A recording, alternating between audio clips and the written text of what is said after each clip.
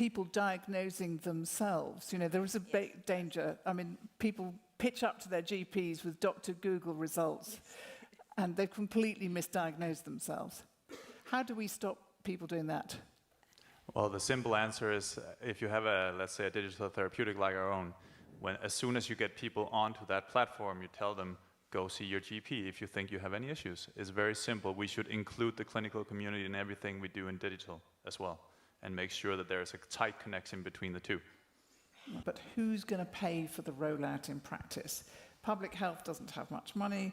How can we, and it goes back to our previous question, we avoid increasing the divide between rich and poor?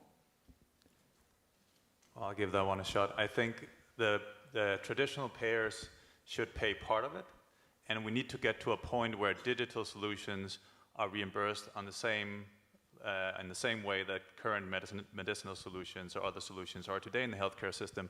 For that, we require evidence, of course. So how do we create that? We need to find a way where we can de-risk that evidence generation until we've created at least a clear pathway all the way from having an idea and concept to having that tested, clinically validated, regulated, and so forth, and having clear guidelines for what that looks like, because that will make it much easier for payers to accept. However, right now we need to have some payers. We need to have the public health systems. We need to have the private companies all chip in and take a step towards this. So that could be an IMI project. Could be how do we take an idea from idea stage concept to a digital solution, to clinical validation, to regulatory approval, all the way to reimbursement in a number of, let's say, European countries.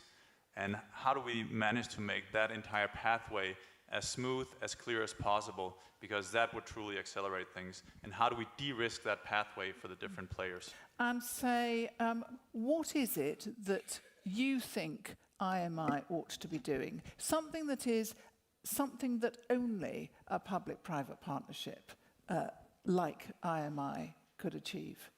So two suggestions, one specific to brain health and one more to digital health. The first one would be to say, this panel is actually about detection and prevention.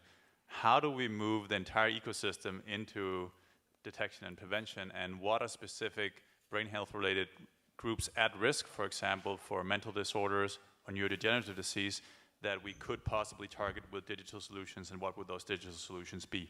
That could be one particular project.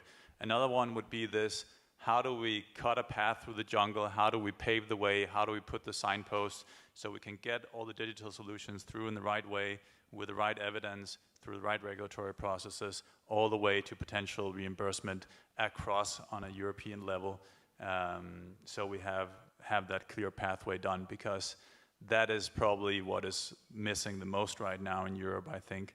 And if the big pharma companies, for example, they want good digital solutions to build their portfolios, I mean, they need to invest, even though it could potentially cannibalize treatments later on, etc.